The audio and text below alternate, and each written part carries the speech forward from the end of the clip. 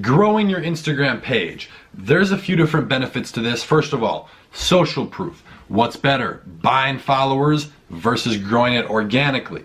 Now, if you want to grow it organically, the main reason you're doing this is because, first of all, it looks better for credibility wise, and then that audience that you've already built, you're growing and continuing to grow, that audience is actually qualified to buy and they're interested in the product. So there's a lot of different pros and cons to this. The main reason we're growing an Instagram page is for credibility. That's why I'm actually going to talk about buying followers and why that could potentially be better, as well as some of the downsides. First of all, if you're buying followers, I don't do that, so I can't really recommend a specific place for you. The only thing I can tell you to do is, let me just back this up here, buy what's called autofill. Autofill followers. That means if you buy 5,000 followers, they're not just going to drop off. When they drop off, it's going to automatically refill it. That way you don't just buy 10,000 and the next week you're back down to 3,000. So the main thing that's bad with buying followers, is the reason I don't do it, is there's no engagement. So you'd have to buy followers, buy likes, buy comments, none of which is legit. That's why I prefer to grow it organically. And on top of that, 2 million fake followers means nothing. That's not going to help you in any way. The reason even 2,000 organic followers could be so much better than millions and millions of fake followers is because they're real people. They have the potential to buy your product. And ideally, if you've built it the right way and they're organic, they're genuinely interested in those products in that niche. So you have the potential there. Now, if you're buying followers, I would say get to about 15,000 as fast as you can, ideally above 30.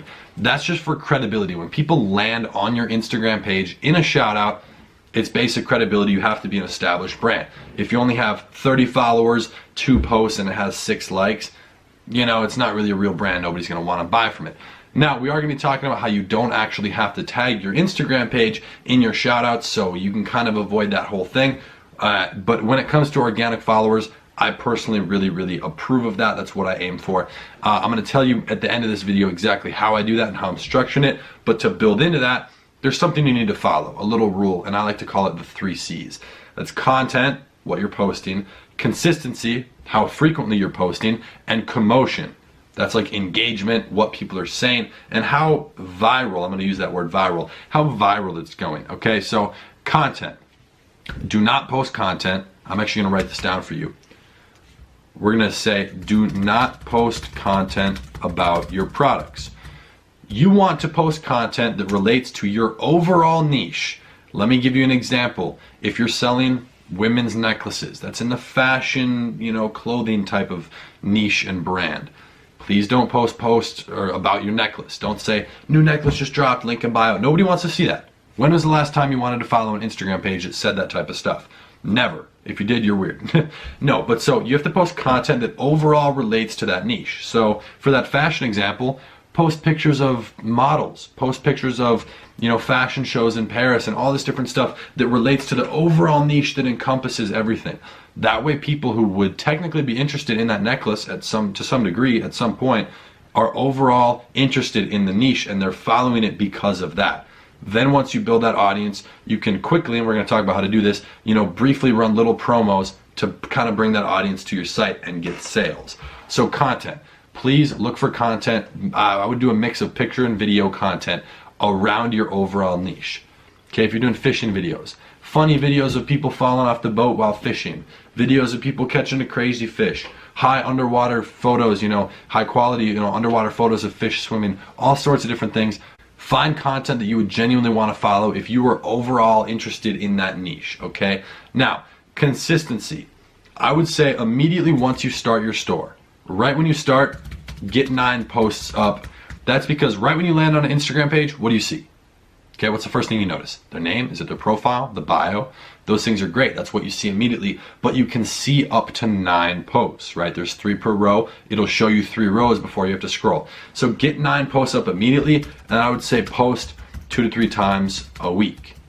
That's a good ratio. It's a simple thing. It's really not that hard to find content. You can take content off of other Instagram pages, maybe videos off of YouTube and Google. You're not really gonna have to worry about copyright until you're really large. So just kind of post wherever you want. That's what I would recommend. Now, commotion. This is where it gets interesting. You want people to like. You want there to be controversy. You want there to be people, as weird as this sounds, arguing in the comments over what fish is better, what car is better, whatever.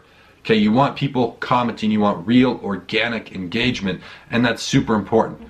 That's what's going to help boost you onto the Explore page. The fastest way to do that is through hashtags. So use a list of about 15, 25 tags, put it in the top comment. So I see a lot of people mess up on this. They're like, oh, let me use hashtag fishing, hashtag boat, hashtag trolling, hashtag trout, all this fishing stuff, and they put it in the description of the post. That's a big mistake, and I'm going to tell you why. First of all, it looks really messy and unprofessional. Second, you don't need to. Once you make your post, right, go ahead, create your post, the picture, get the caption written out, post it, and once you post it, click comments and put it in the comments in the top comment.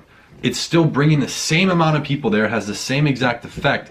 However, it's not ugly, it's not out there, and people aren't really going to see it. So put that in the top comment. You can kind of experiment with different hashtags, maybe make a few lists on what you want to use. It's really not all that hard. That's just something you can do, because then your post has the potential of reaching more people who are interested in those tags, okay? So that's a really fast way to do it, but you want to actually be using these tags to get on the Explore page for those tags. And a lot of people don't know how to do that. It's simple. That's the easiest way I use, and the thing I do is Boomel.